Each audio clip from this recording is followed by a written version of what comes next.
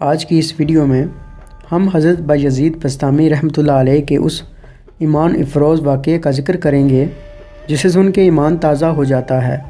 حقائق میں آتا ہے کہ حضرت بایزید بسطامی رحمۃ اللہ علیہ ذکر الہی میں مصروف تھے۔ اچانک غائب سے آواز آئی کہ اے بایزید، سامان کے بت خانے میں چلے جاؤ اور ان کی عید میں رہبان کا لباس پہن کر شامل ہو جاؤ۔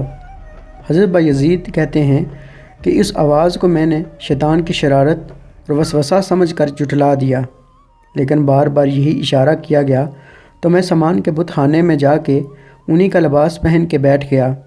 لوگ جمع ہو رہے تھے۔ کچھ دیر کے بعد ان کا بڑا رہبان بھی وہاں پہنچ گیا۔ سب لوگ اس کی تقریر سننے کے لیے ہمتاً گوش تھے۔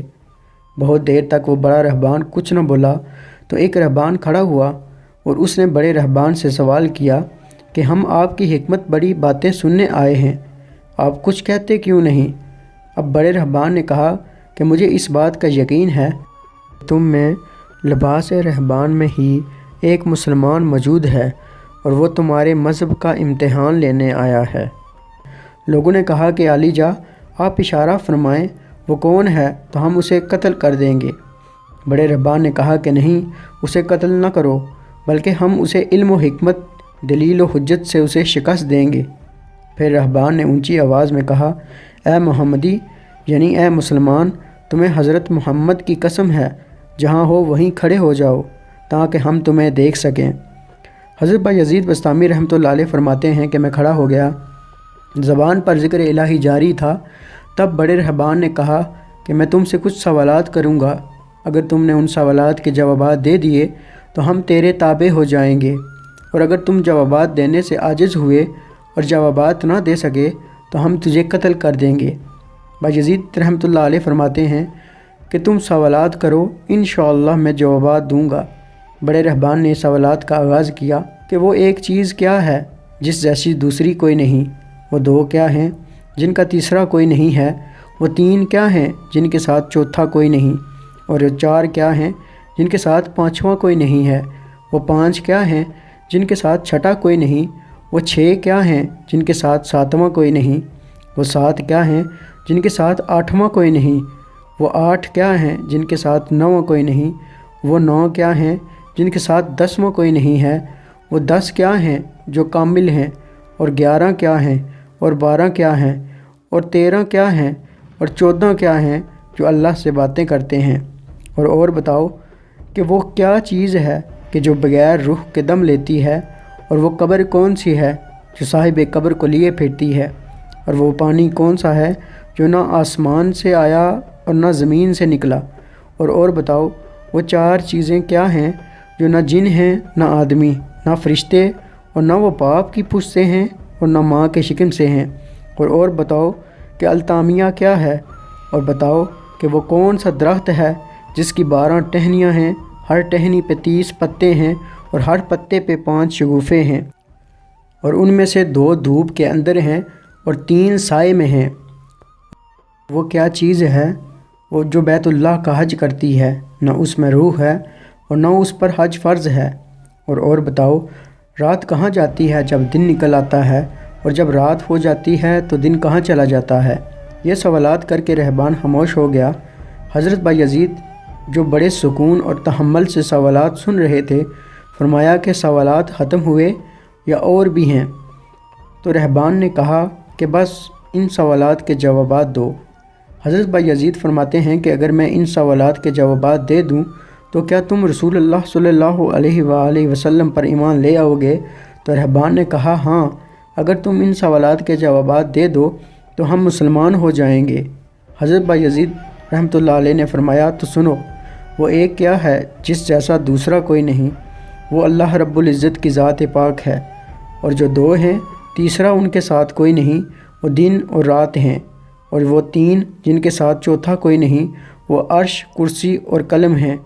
اور جو 4 ہیں، پانچواں ان کے ساتھ کوئی نہیں، وہ اللہ کی 4 کتابیں تورات، زبور، انجیل اور قرآن مجید ہیں۔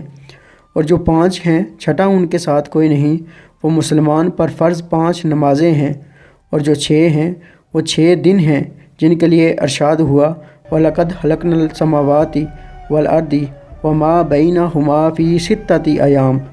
اور وہ 7 جن کے ساتھ 8واں کوئی نہیں، وہ 7 آسمان ہیں، اور وہ 8 جن کے ساتھ 9واں کوئی نہیں، وہ عرش عظیم اٹھانے والے 8 فرشتے ہیں، اور جو 9 ہیں جن کے ساتھ 10واں کوئی نہیں، وہ 9 افراد کا گروہ ہے جنہوں نے زمین پر فساد کیا، جن کی اللہ تعالیٰ نے قرآن مجید میں خبر دی ہے۔ اور جو 10 کاملہ ہیں وہ 10 فرائض ہیں جو مکہ معظمہ میں حاجیوں پر واجب ہیں جبکہ وہ حرم میں موجود ہوتے ہیں۔ اور 11 حضرت یوسف علیہ السلام کے 11 بھائی ہیں جن کا تذکرہ قرآن مجید نے کیا ہے۔ اور 12 مہینے ہیں 1 سال کے، اور جو 13 ہیں وہ 13 حضرت یوسف علیہ السلام کے حواب ہیں، اور جو 14 ہیں وہ 14 جو رب سے کلام کرتے ہیں، وہ 7 آسمان اور 7 زمینیں ہیں۔ وہ چیز جس کے لیے تم نے پوچھا جو بغیر روح کے سانس لیتی ہے وہ صبح ہے، اور وہ قبر جو صاحب قبر کو لیے پھرتی ہے وہ یونس علیہ السلام کی مچھلی ہے، اور وہ پانی جو آسمان سے آیا نہ زمین سے آیا وہ شیشہ ہے جس میں بلقیس نے حضرت سلیمان علیہ السلام کے پاس گھوڑے کا پسینہ بھیجا تھا، اور وہ 4 جو نہ باپ کی پشت سے ہیں نہ ماں کے شکم سے ہیں، ان میں سے ایک حضرت اسماعیل علیہ السلام کی جگہ قربان ہونے والا دمبا ہے، دوسری حضرت صالح علیہ السلام کی اونٹنی ہے، تیسرے آدم علیہ السلام، اور چوتھی بی بی حوا علیہ السلام ہیں۔ اور التامیہ قیامت کا دن ہے جس دن حساب و کتاب ہوگا۔ اور وہ درخت جس کے بارے میں تم نے پوچھا جس کی 12 ٹہنیاں ہیں، ہر ٹہنی پہ 30 پتے، ہر پتے میں 5 شگوفے ہیں جن میں سے 2 دھوپ میں ہیں اور 3 سائے میں ہیں، وہ 1 سال ہے جس کے 12 مہینے ہیں، ہر مہینے میں 30 دن ہیں، 5 شگوفے 5 نمازیں ہیں، اور وہ 2 دھوپ میں ہیں اور 3 سائے میں ہیں۔